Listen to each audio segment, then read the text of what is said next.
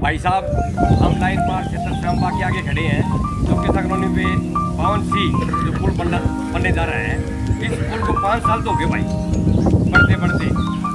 पहला एमपी का चुनाव आया, एमपी साहब ने हमें आश्वासन दिया कि भाई मेरा इलेक्शन के बाद में आपको 2-3 महीने में आपको एक्सबिट पकड़वा काम करवा दूँगा। उसके बाद में विधानसभा चुनाव आया, हम लोग यहाँ 15-20 दिन से धरने पे बैठे थे।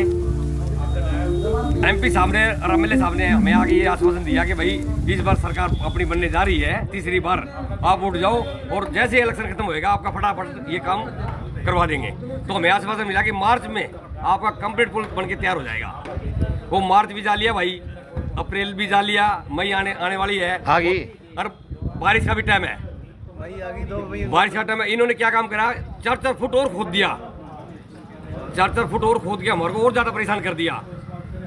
गर्मी का टाइम है, मच्छर मक्खी का प्रकोप है, बीमारी फैलने का यहाँ फुल खतरा है। 5 साल से हम परिवार वाले बहुत परेशान हैं और हमारी सरकार कोई सुनवाई नहीं कर रही। पुनिया कंस्ट्रक्शन कंपनी हर बार कोई ना कोई बहाना लगा के इस काम को बंद कर देता है। एक दिन काम करता है, 3 महीने बंद रखता है। तो हमारा सबसे ज्यादा विरोध है पुनिया कंस्ट्रक्शन कंपनी के खिलाफ।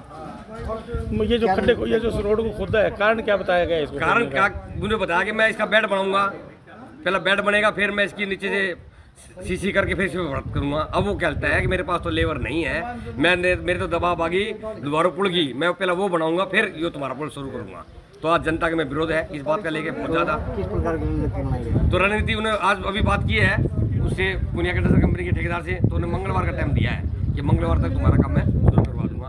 यदि मंगलवार हम बात देखेंगे, बुधवार को फिर हमारा तो ये रोड प्रदर्शन है भाई, हम तक उनकी गोली तो मार सका न लट मार सका, तो हम तो प्रदर्शन करके जनता को जगा के ये विरोध प्रदर्शन सरकार के खिलाफ और पुनिया के खिलाफ प्रदर्शन कर सकते हैं।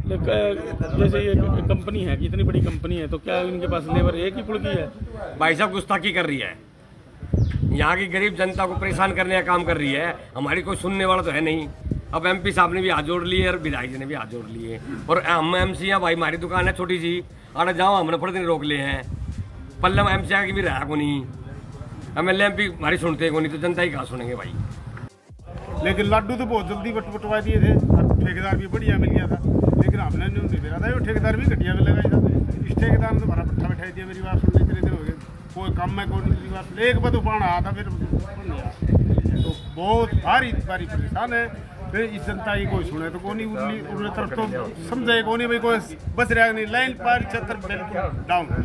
इसकी कोई भी एमपी सुने न, एमएलए सुने न, चेयरमैन सुने न, कोई भी नहीं सुने हैं। ये तो भाई अब हम इकट्ठे हो गए अब मीडिया के माध्यम से अगर हमारी आवाज़ उठाओ, अब ये आप पे कर सको कुछ न करो। मेरी आपने हमारा बहुत सहयोग किया है और आगे भी करते रहोगे, तो इसलिए आपकी उम्मीद है हम ऊपर तक पहुँचाओ इस बात को। अब हमारा जल्दी ही काम हो।